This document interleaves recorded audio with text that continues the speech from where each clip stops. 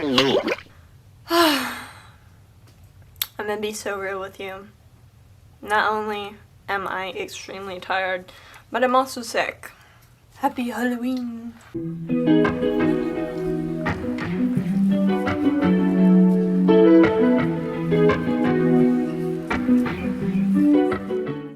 Good morning, everybody. My name is Natalie.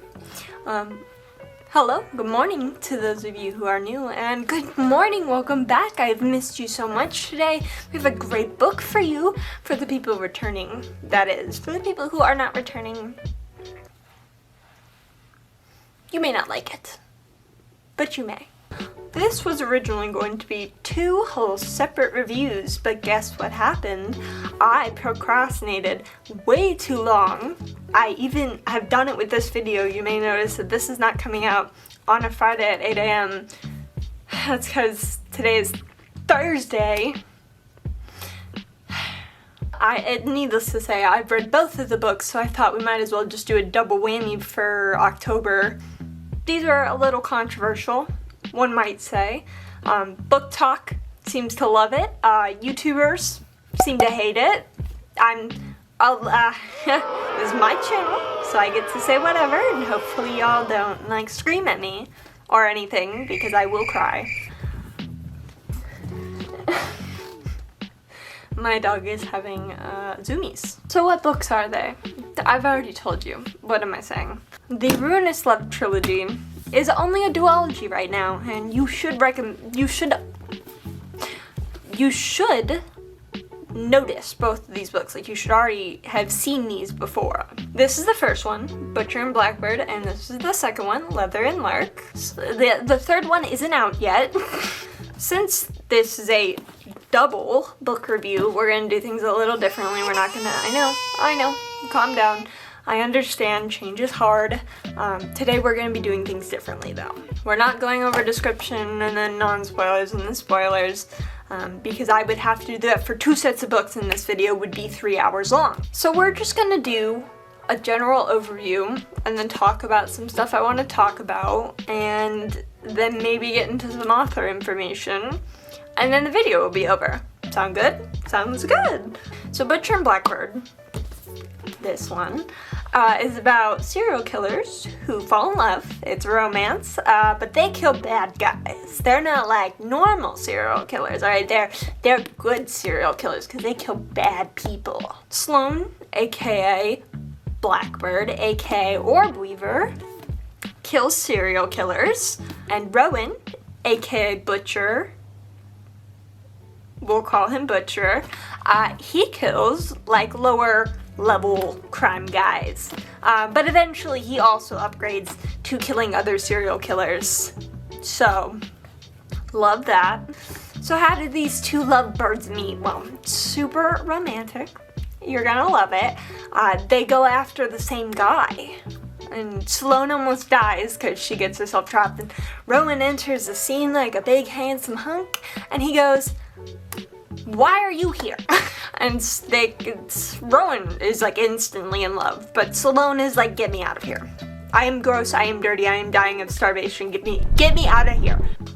But eventually, you know, they're on good terms within the first 4 chapters. So they decide to set up this thing where annually they will get together and race to kill a guy first.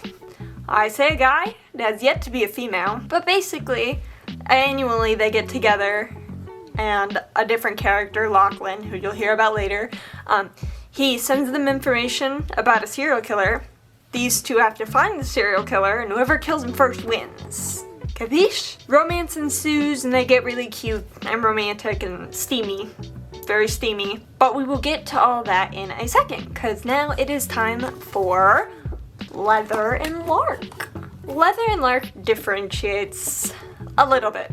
It's gonna sound similar, but it's gonna sound different. And that starts with the romance. I should mention, before we start, that these characters are in this book. The trilogy is about a set of brothers. Well, not a set. 3 brothers. So this is brother A, this is brother B, and then the third one is brother C. The leather in this title stands for Lachlan, who is Rowan's older brother. Remember, I just told you brothers. And he's a contract killer. So he's not a serial killer, but he's a contract killer, which makes him a serial killer. He also does some other stuff for his job, his employer, cleanups, whatever, birthday parties, I don't know. What you need to know is that he's for some big employer. Like, it's a big company of contract killers. And Lark, because it's Lover and Lark, Lark stands for Lark. That's her name. Sometimes he calls her Blender Barbie. That's a mostly beginning of book thing. She is a serial killer. Most people don't know that about her, but we do. And she kills evil people who do bad things to women. I say so much in these videos, but abusers. She kills abusers. And she's also from the original book because she is Sloane's best friend.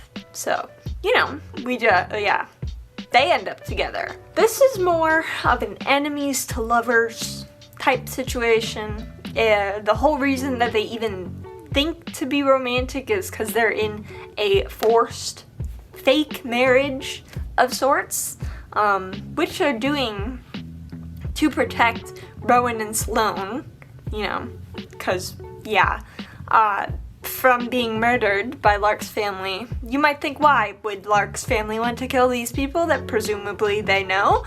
Well, that's because, well, it's a long story, really. Basically, to put it lightly, Lachlan meets Lark, doesn't have a good interaction. Lark's family cuts off organization.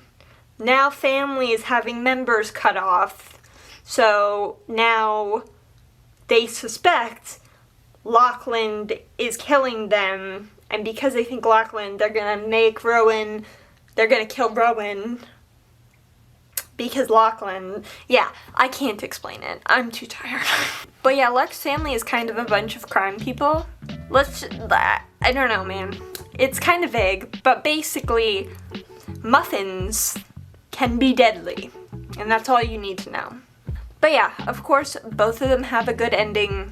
They're both very cute and romantic, and both of the couples end up loving each other by the end, so they have that.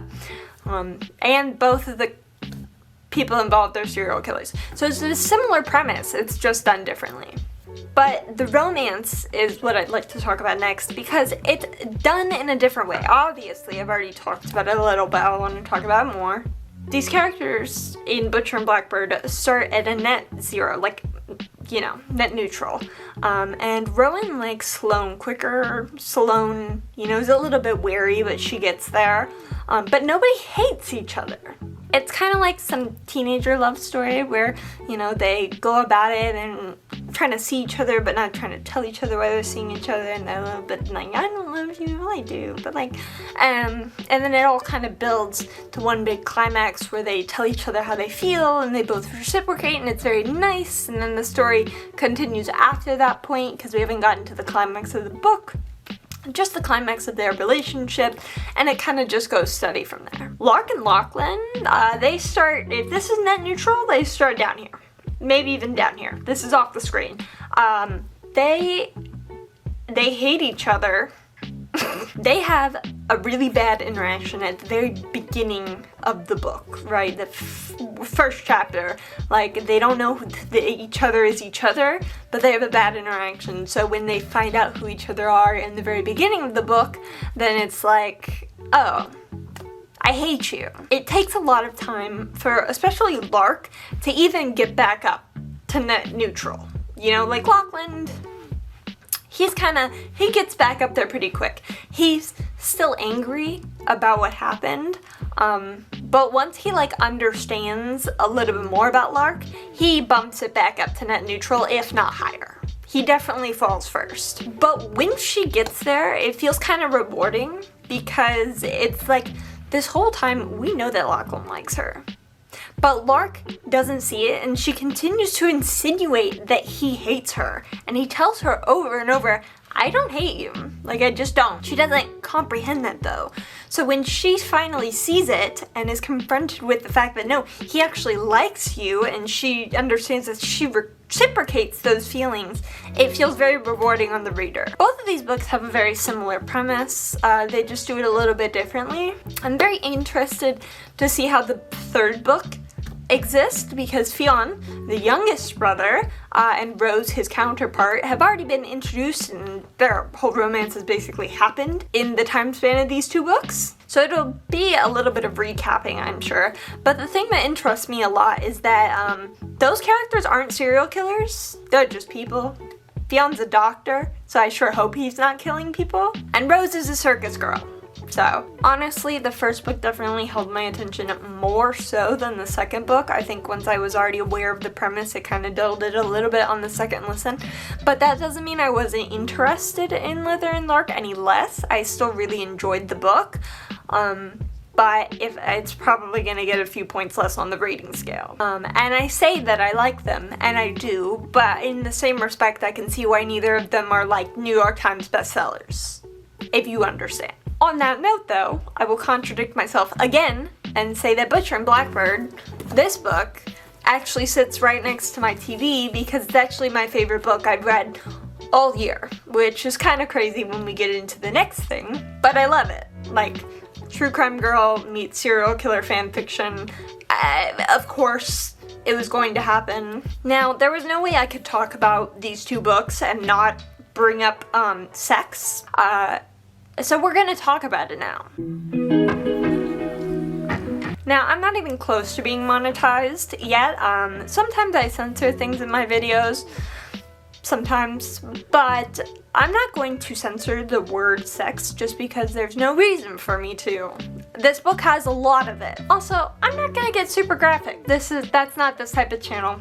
So if you thought that's where this was going, you'll be sorely mistaken. Now, Butcher and Blackbird does have more sex than Leather and Lark, and I think it makes sense. But the real question is, does the sex that happens make sense for the characters and for the story? Now, what you should know about me as a person, as someone whose opinion you're taking into consideration, is that I don't like sex in books. I don't. Most of the time it's pretty awful, and that would be explained by the fact that I was asexual for 3 years. I thought it was permanent. Turns out it's not. Not to say all asexuality is not permanent, just mine. Basically, hearing about sex and watching people do things, like, it makes me uncomfortable. I don't like it in movies. I don't like it on the internet. Just not a big fan, per se. So to me, it's important that if it shows up in a book, it needs to, one, make sense, and the characters have to, like, and it needs to make sense if you do it. Let's start book 1, Butcher and Blackbird. So, Rowan, right off the bat, is there with the sexual intent towards Sloane. Obviously, they started a net neutral, but they almost immediately on Rowan's end go up to a net positive on the romance. Like, in the first real chapter that we hear his thoughts, he's talking about the fact that she's not wearing a bra, that his hands would look really nice around her neck. Like, he's already in the mindset. And Sloane, midway through the book, is thinking similarly, but, like, she's not admitting it to herself. The thing with Sloane is that I guess she's had a bit of a dry spell. It's spelled out for you in the book that she has. So her friend Lark, remember Lark? She's like, you should, if it's this Rowan guy, you should be friends with benefits, get something out of it. But what we already know about Sloane that she's refusing to acknowledge is that she actually likes Rowan. So something like friends with benefits wouldn't really work out because there'd be too many feelings involved, and I think she understands that, which is why she doesn't go for it. She just sits there refusing that she has romantic feelings for someone who clearly likes her back. By the time the accident happens at one of the later annual parties, like, they're both feeling it, you know? They both heavily like each other, they both feel this tension for each other. So when they get to this point where they're ready to admit their feelings for in the weirdest situation, her shoulder is dislocated. and they're like, you know what, I like you. And he's like, I like you. And then they make out. And it's like, your shoulder is dislocated, ma'am. But needless to say, like, the very next thing they do when they get away is have sex. And I think, sue me, I think it makes sense. You know what? It's consensual, which we've always gotta give good points for consensuality. But also, it's like this big dam-breaking moment, because they've very clearly felt these feelings for each other, and now, you know? So, yeah, of course, there's like 4 more of them throughout the entire book, but even then, like, I don't think the sex is bad. These two characters genuinely have chemistry. They're obsessed with each other, but not in a, like, bad way, which I've seen other books try. This one is, like, in a very genuine, they have fallen for each other kind of way, you know?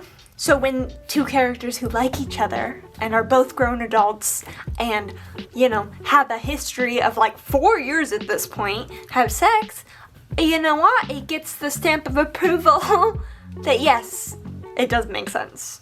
As for Leather and Lark, there's only 2 sex scenes, I think, in the whole book, which is fine. Obviously, it doesn't matter how many times you have it, it just matters if it makes sense in the book. But I would say the build-up is appropriate and good. The enemies to lovers arc is something that a million books have done before with success, and this book is definitely one of them.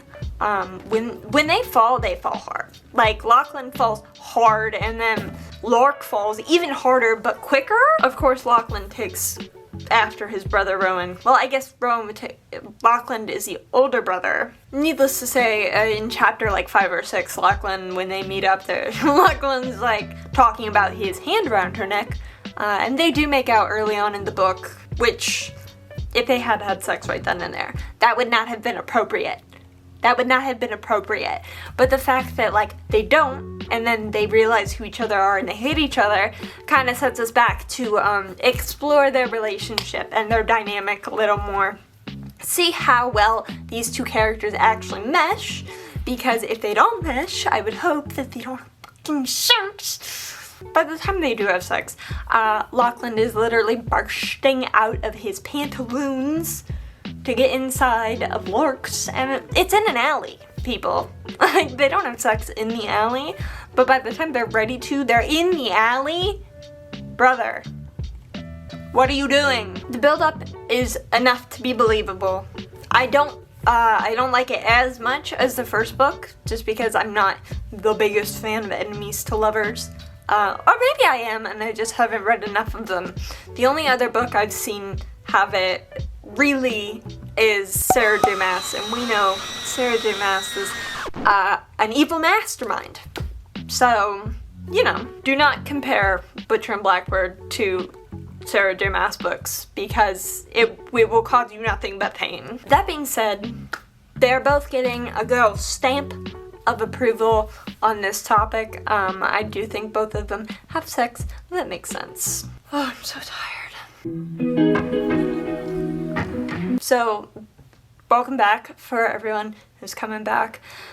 I want to talk about something first before we get into author information, and that is basically just, I am sick right now, and I look a little worse for wear, but you also may be noticing that this video is not as highly edited as the last 2 book reviews I've done. Those book reviews took like 6 days to edit, unironically. So I'm not comfortable putting my wrist in pain for one video. A 30-minute video took 6 days to edit. It's not gonna happen every time. But thank you, editing Natalie, for trying. I appreciate it, and I hope you guys do as well. Hopefully we can get there again. Now, I am on page 6 of this script, which means it's time to wrap it up. I do recommend these books. I know some people don't, especially other YouTubers, but I like them. But I'm also a true crime girly, so, you know, take that as you will. I would say if you are going to go out and buy these books after this book review, just be sure to read the content warnings before you buy the book. It's on like the first page. So just read over that and make sure you're comfortable with everything talked about in the book. Because, you know, it's books about murder. Just make sure you're okay. Now with all my biases put out there, I'm gonna rate Butcher and Blackbird a 9 out of 10. I know, calm down people, it's fine. And I'm going to rate Leather and Lark a 7 out of 10. Again, I've already said that I don't like the book as much, but I still like the book, so a 7 out of 10 is not a bad score, alright? I've definitely read books that were worse. I can't give Butcher and Blackbird my favorite book. I can't say it's my favorite book and give it anything less than a 9, you know. But come back in December when I do my re-ranking video, and who knows, maybe we'll have a different score. Well, damn. I do want to talk about her. I do. The issue is, I didn't write down anything in my script about Brynne Weaver at all. I know I have a script somewhere on one of my hard drives with all the information about her. I know I do. The issue is that I do not have that currently on me, and if I do not finish this video in one sitting, I'm going to die. So I'm going to, I don't know, I'll put some information in the description about her, and hopefully that is good enough. I'm really sorry. I love this author, but like, I can't sit here any longer. But yeah, guys, leave me a comment if you like these books or if you don't like these books, or don't. I'm super tired, but I will see you guys this Friday. There will be another upload this Friday at 8 a.m. I will see you all there. Love you. Goodbye.